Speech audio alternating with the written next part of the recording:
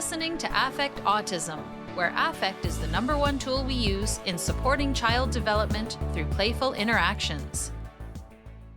If you're a caregiver looking to implement your own Floortime approach, please check the ICDL parent website at the Interdisciplinary Council on Development and Learning for a free virtual Floortime consultation or for the weekly parent support meetings. We aim to help you implement your program at home using the Developmental Individual Differences Relationship-Based Model, or DIR, taking into account your child's developmental level, their individual differences, and using your relationship with them to help promote and support their development.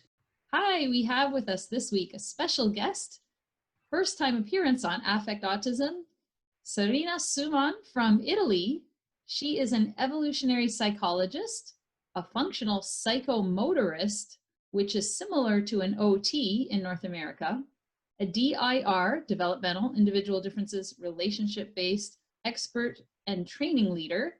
She was an elementary school support teacher for almost 10 years and works mostly with autistic children and children with neurodevelopmental differences.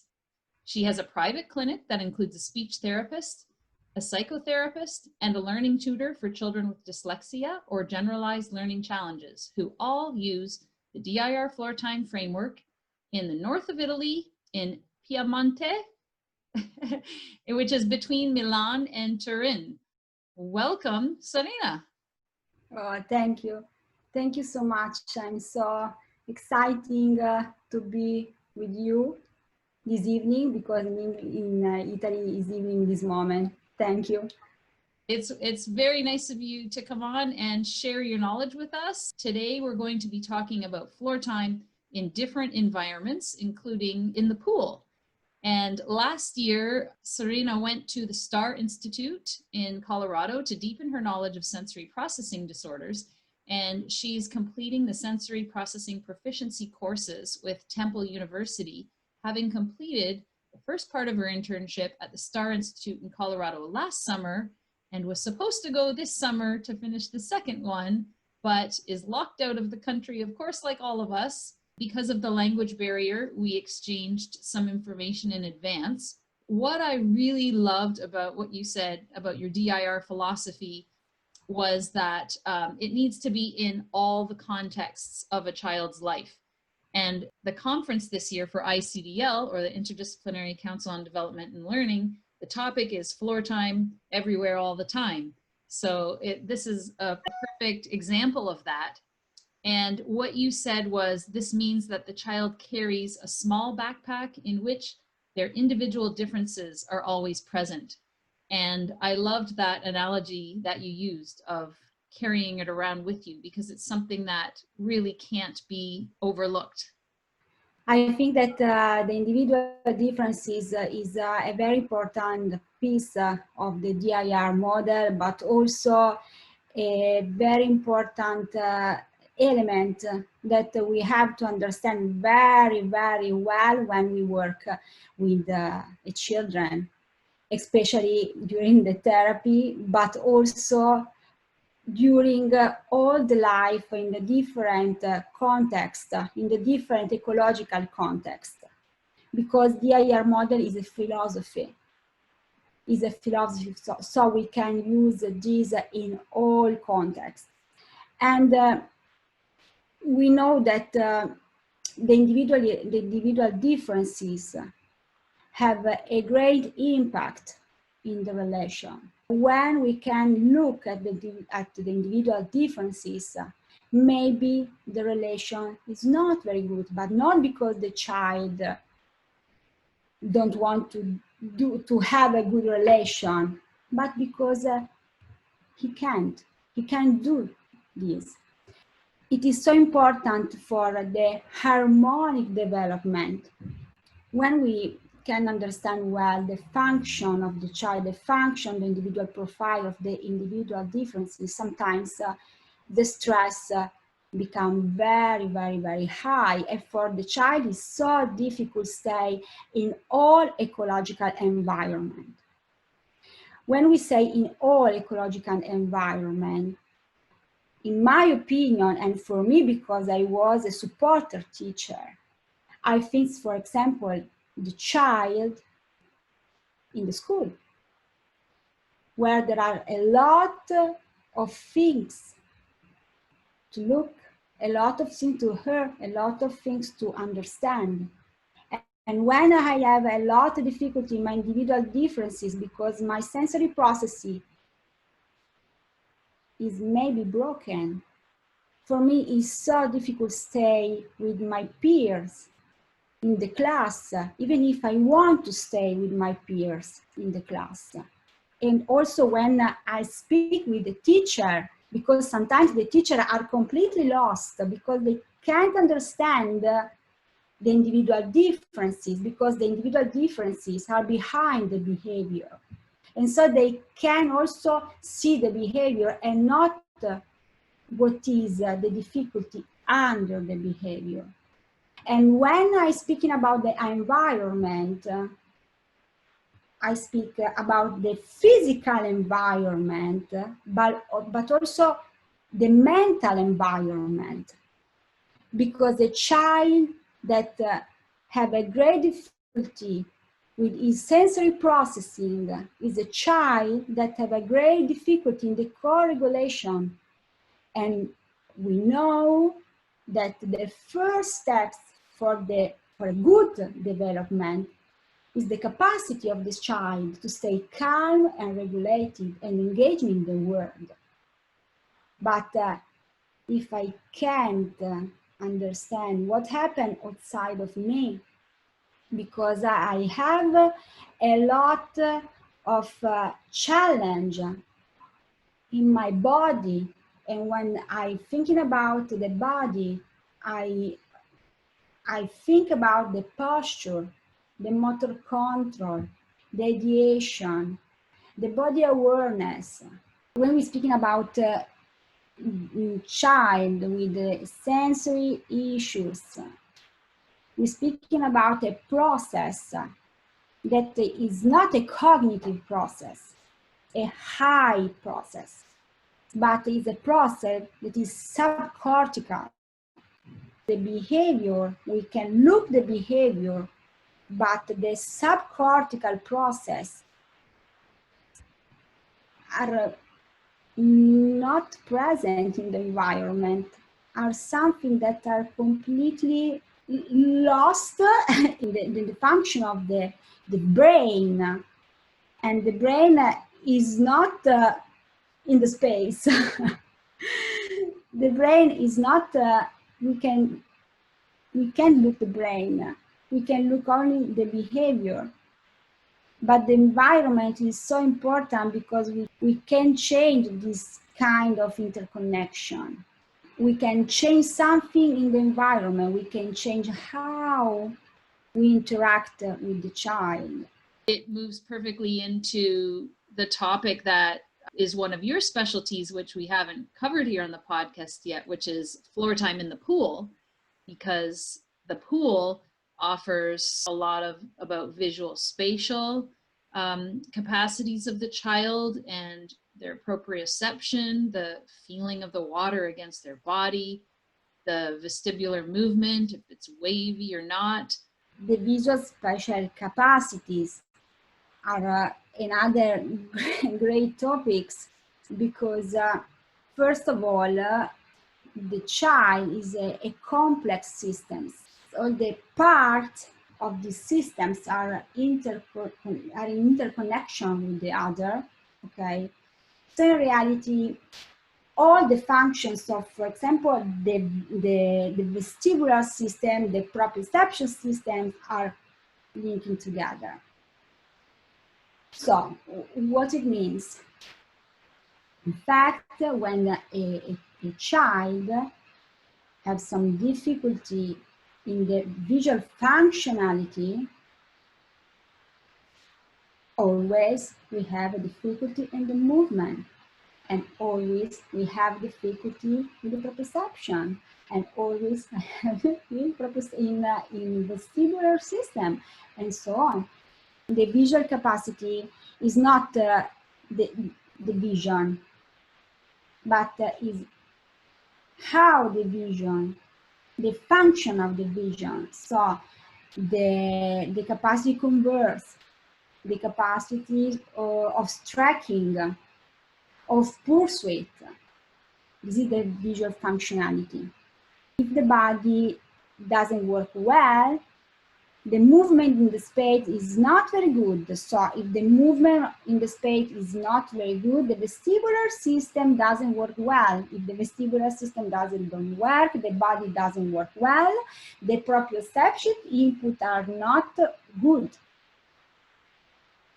And so the visual system become broken. I use this word, is not so good this word, but doesn't work well also the vision. So I just wanted to give an example because my son, who is 11, suffered severe brain inflammation when he was 2. And when he was going through that period right afterwards, we could tell that he couldn't really see. It was like he was looking through us. And later they told us, or I think an adult who had brain inflammation told me that they were seeing like big black spots. And as his vision started to come back, we could see him focusing more. And they explained to us that his eyesight, in like the mechanics and the anatomy was all working, but the part of the brain that processes vision had been severely damaged. So as he got a bit older, we were seeing a developmental optometrist, and he actually has a follow-up next week. And they wanted to know, is he seeing in 3 dimensions? And all the stuff you just said, is his eyesight converging? Is he able to track? And she went through all of the different tests and said that everything seemed fine, but he was not yet integrating his peripheral vision and his regular vision. So he's seeing everything, and he looks at things out of the corner of his eye as they whiz by. And he also was suppressing the eyesight in one eye. So they're trying to get him to wear glasses, which he hasn't at all. So I imagine next week they're going to want to start getting him to wear those glasses again. But to get him to, he can see everything. He reads everything to me. If I'm driving, I have my glasses on and he reads a sign that I can't even see yet. So I know he can see fine, but she saw that he was only using one eye and suppressing the other eye. So I just wanted to give some context to what you said so that parents listening might understand. Your child's eyesight and vision, its anatomy might be fine, but it's the brain processing of that you're talking about. Exactly. And this is the visual functionality. And this is a very important point, and we can step back to the school. And I wanted to say you this, for example, about the monocular, because your son is monocular, because but he see from the eye, but the cortex don't analyze the information. This is the point. And when a child is monocular and suppressed one eye, when he writes, for example, and when he reads, for example, is in this way or in this way. The head is turned. So just for the people that aren't watching the video and listening on audio, she's turning her head. So is the child sort of turning their head to look out of one eye instead of back? And this is what our OT told us as well, that once he starts reading, she wants both eyes to be able to track all of the words, which it'll be more and more important as he starts to read more and more. Exactly. And this is a signal that the child have a monocular vision, and that the integration from the 2 eyes is not good, and the mobility of the 2 eyes is not good, because the fixation, so when I fix in one point is so important, because when I write on my desk, and then when I look, for example, to the blackboard, this movement are two movements of fixation, okay, that the child do a lot of time during during the morning in the school. But if the child have a difficulty in the fixation, this movement is so difficult also because there is the distance. So another point is the distance, near vision and distance vision, near and then along, near and along, and so on. So our eyes is like a photo camera. So there is accommodation of the zoom. And in this moment, the zoom doesn't work, the fixation doesn't work. Sometimes the child starts to write big letters or a very small letter or asymmetrical letter. So this is a clinical capacity to understand that there is some difficulty in the visual system. And there is another point because when the eyes are completely lost, so they doesn't work together, when there is an object in the movement in the space, for the child, it's so difficult to understand where it is. And all these problems, in the end, become a dysregulation. And so the child start to be dysregulated because all the stimuli in the environment are completely lost, especially the visual stimuli. And I say that the human being is visual. When a child have a difficulty in the movement, so in the function of the vision, the vestibular system is linking go hand in hand with the vision. So we can understand also the vestibular system have some problem. And so another way, the perception, the body awareness, and so on. This is why the systems are connected together, are all connected together. When we work in the water,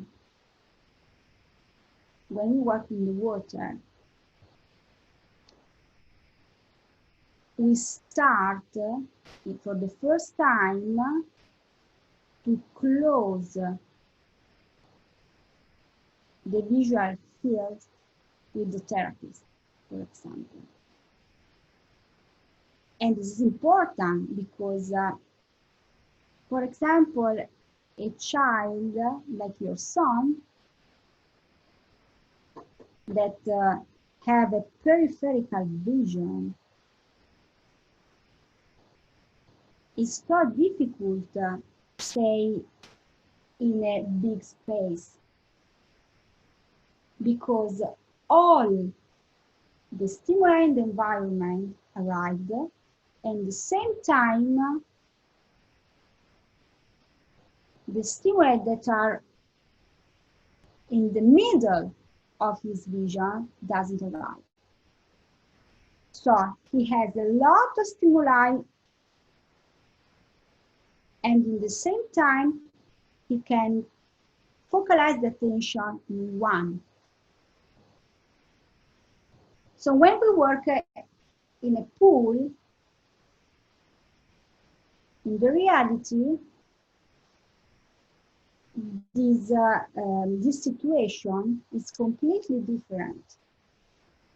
So we work in a pool with the little guys, but also with a child,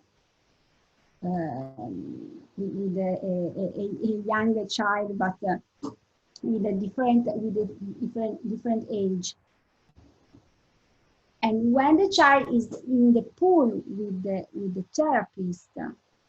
therapist uses his relation, is close to the child, and the use of space is completely different because the stimuli is not so much.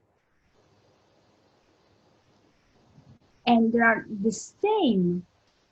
The water in a boundary, because there is the pool, the boundary of the pool. So we try to close the stimuli for the eye. And in this moment, the child uses a lot of vision, but vision where he focalizes his attention in the therapist. So we can increase the capacity, the attention capacity that are linking with the vision difficulty, are very linking with the visual difficulty. So we try to increase the capacity of the child to stay in attention with the tunnel, attentional tunnel, the attentional gallery. This is the first point for the vision. And also because when the therapist holds the child, support the trunk, when the therapist supports the trunk, the child can move the head in a very good way. And when my body is in a good position, my eyes are in aligning, and so my vision capacity improves. And I just was going to share a couple of pictures that you sent of what you're talking about. So Oh yes, the visual boundaries are there by the pool. You have the child at the same eye level. yeah. And you can work on that engagement. Yeah, absolutely. Because the water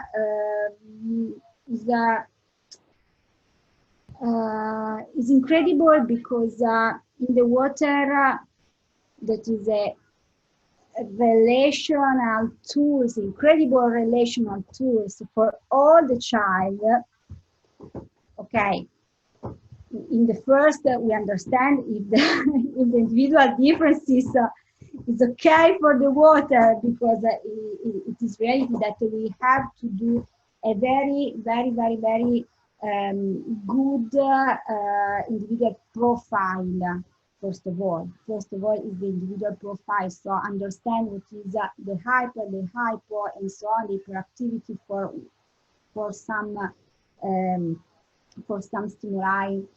But when we work in the pool, the water is fantastic because the aquatic environment gives a lot of kinesthetic perception, because the water the water gives some pressure in all parts of the body. So these pressures improve the body awareness, and also for the child is more simple. It moves the body in the water,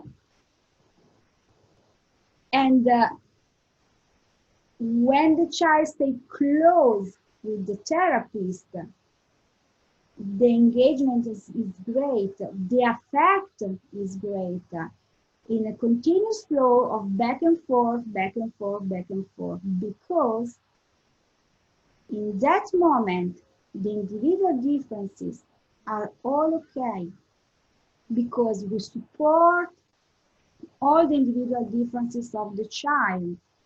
So if you want to thinking about the ADHD, in that moment, we support the child in stay calm and regulated. We support the child in starting being engagement. We support the child in the first communication, because there are a lot, start a lot of interaction in the water.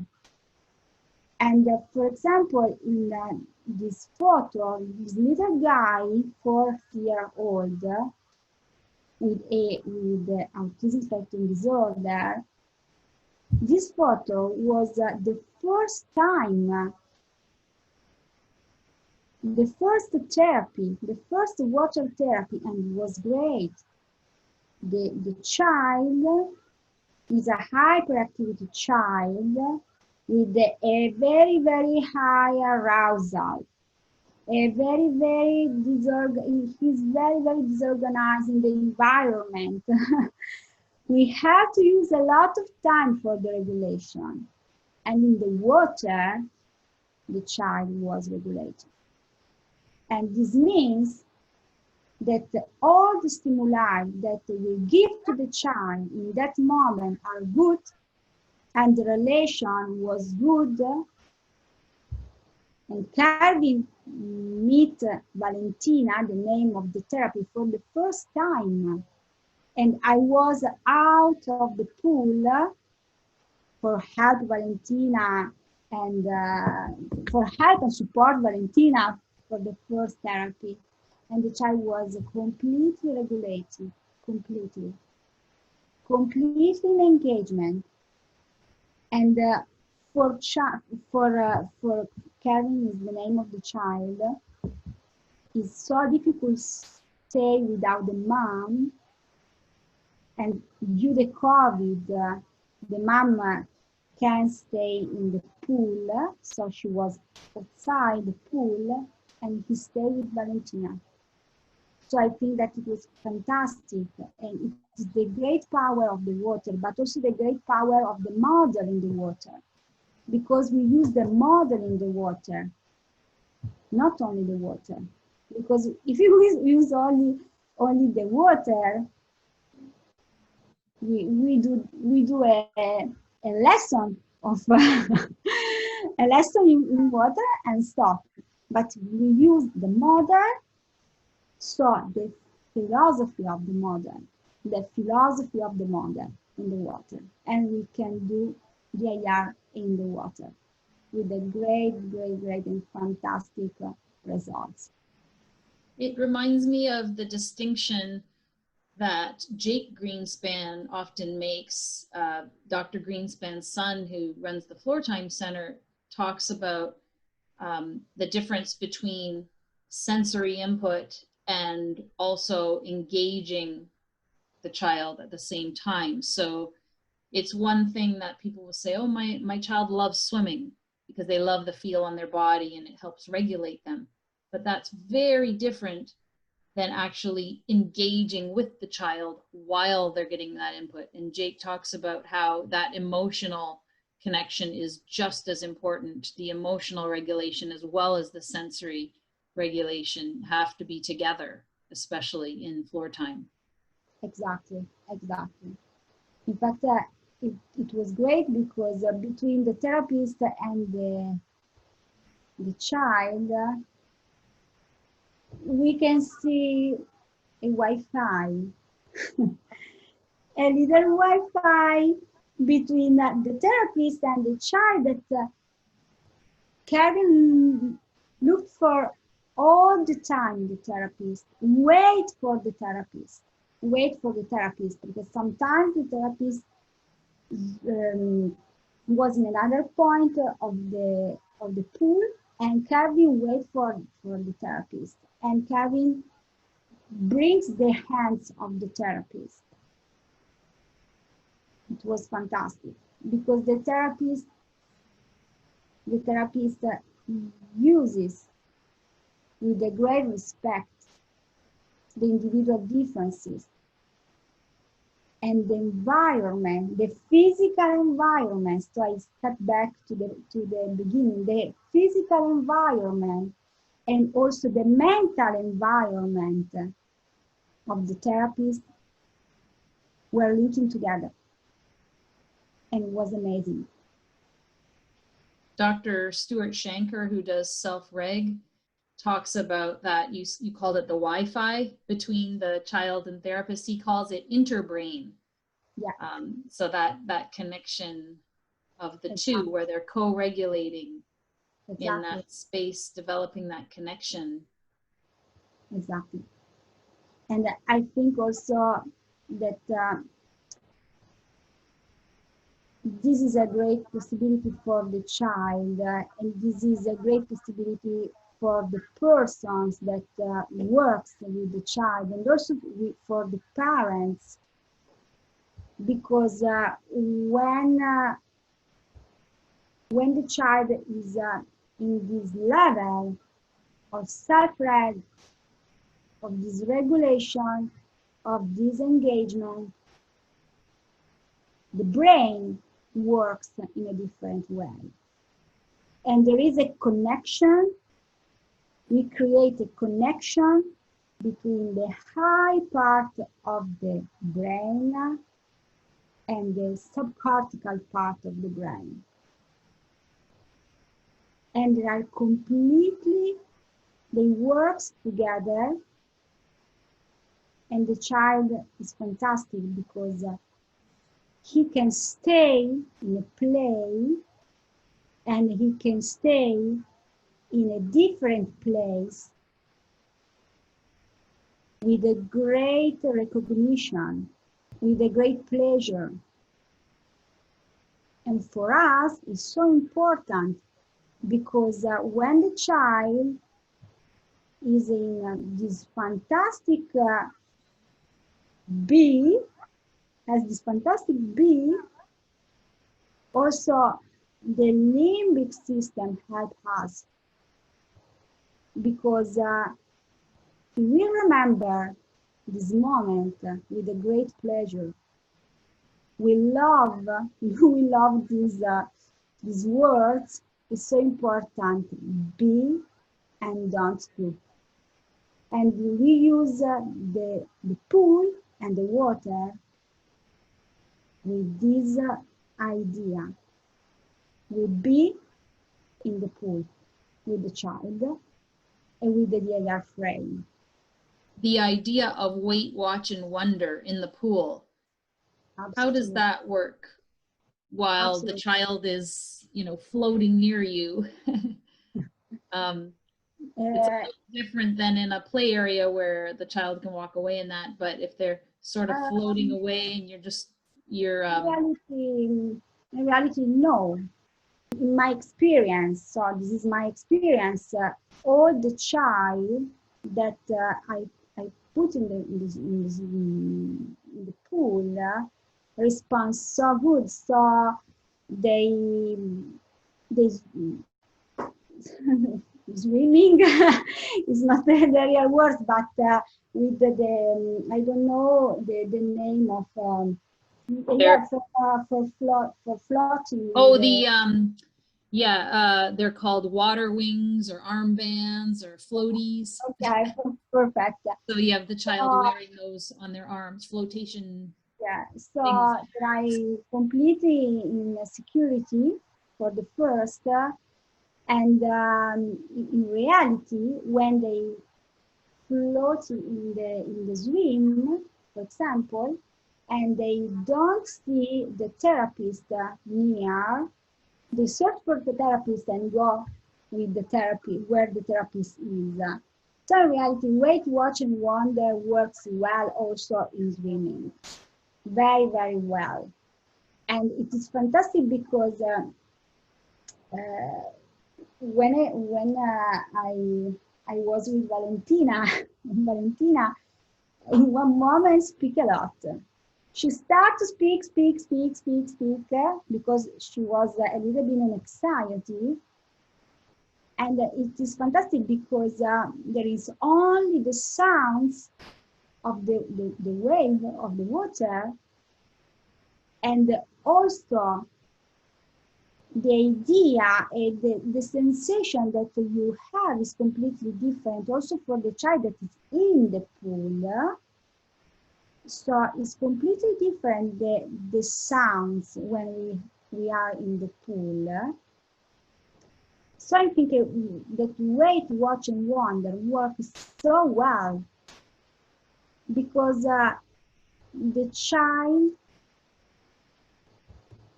when the child is in the pool, they only search for the relation because the therapist become the best play, become the best tool, become the best toys.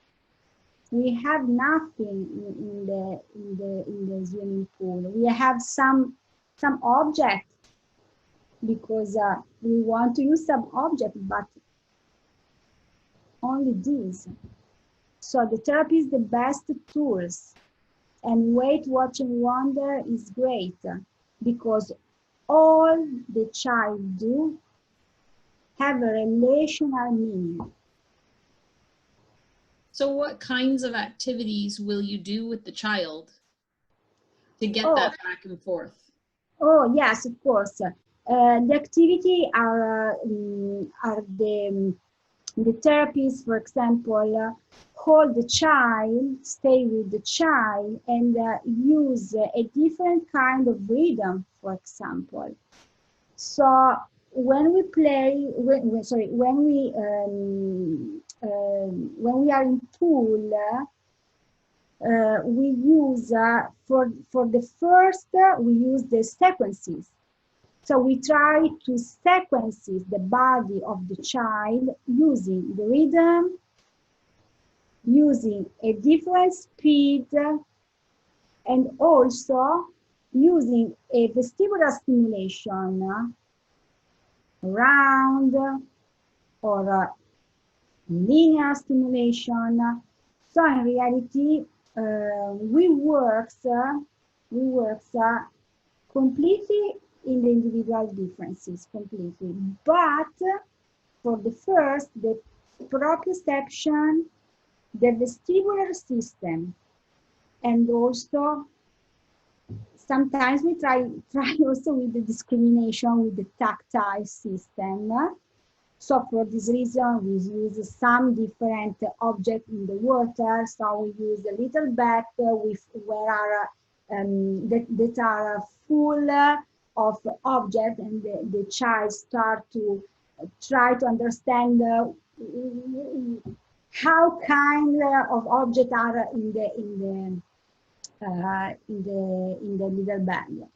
But in particular, the activity is a motor activity, is a gross motor activity, and the foundation are vestibular, proprioception, tactile system, and also so the discrimination, okay, as well, the discrimination, and all we can do with the sequences using the rhythm. So, for example, the therapist sings, the therapist moving in a different way, the therapist use some movement in the space in accordance with the vestibular system, and try to have a lot of back and forth and a lot of he tried to stretch the tension, the condivision, the tension. For the first attention, stretch the tension, stretch to focalize this tunnel between the therapist and the child. And also using some pillows that float in the pool for increase, for example, the muscle, the tone, the muscle tone, because sometimes this kind of child have a very, very low tone. So we try to use that, all we can use, we use. And in this moment, we do also little exercise, but I think that the best way to work is with the integration of the systems. So we can do also some exercise, but this kind of exercise are used for some particular difficulty, not for all. What about floor time with kids that are a little bit older and a lot more interactive? Have you been doing that as well? I use the same frame. I focus my therapy in the motor planning, and but in the complex motor planning, because when you are in the water, your possibility to movement is so high. If we're thinking about a person that moves in the space, and in reality, when I work with young people and not a kid, in reality, my young people sometimes have a difficulty in the neurological difficulty. So for this reason, the movement in water is completely different in the movement in the space, and sometimes they can't move in the space so well. And for this reason, I use my body for increase the possibility to movement, but in the relation way. So for example, if I want to increase the muscle tone in the arms, okay, we are linking together, and I say, okay, and now push, push, push, push, push, but are together. I prefer doesn't use object or semi-structure play, but use myself in the relation with some with the idea for what is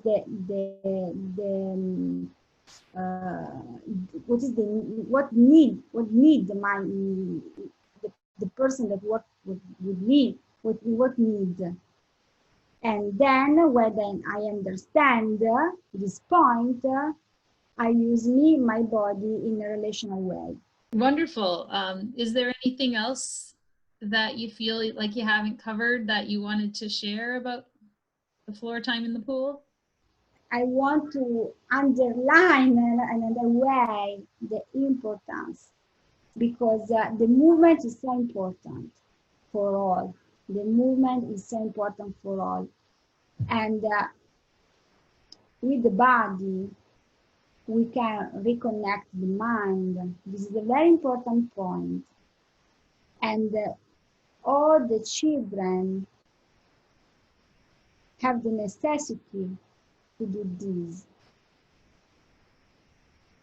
Because when we are in the water, the stimuli are so high and so present, and we have this great integration because all the systems. So I think that all the child with the therapy they have to do a therapy in the environment, okay, but they have to do a therapy also in the pool with a therapist that used the DIR philosophy, obviously, because the possibility to improve the capacity of the child is so great, so great. And I guess I also forgot to ask how frequently you would do floor time in the pool. Is it once a week? Is it once a day? Once or twice a week. I imagine in Italy, there may or may not be, people have a lot of private pools at their homes. So you're using a community center pool. So yes, of course. No. Yes, of course. My children use a pool that is inside a gymnasium. That is the gymnasium that supports me in my work, because we can use the pool without any payment, only for the therapist. It's clear, but without any other payment. So all the child go in this pool, and this gymnasium supports us in our works always. Yeah, which is different than, say, parents that have their own pool in the backyard and they can sort of do this every day.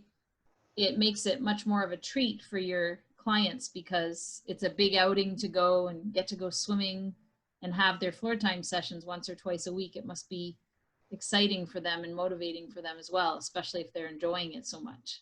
Yes, of course. And we have also the parents in the pool.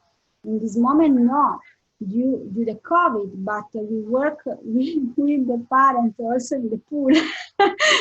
we are always with the parents, and the parents are so exciting for the pool, because the children are so exciting. They see, all the children see the water and run. Okay, wait a moment. And there is another point that is, after the pool, there is the shower. There is a lot of things to do. And also there is a moment for the break. So it is a very, very, very fantastic moment for all the family. Great. Well, thank you so much for meeting up today and sharing all this information that you use. And it's great to hear that floor time is happening in Italy as well.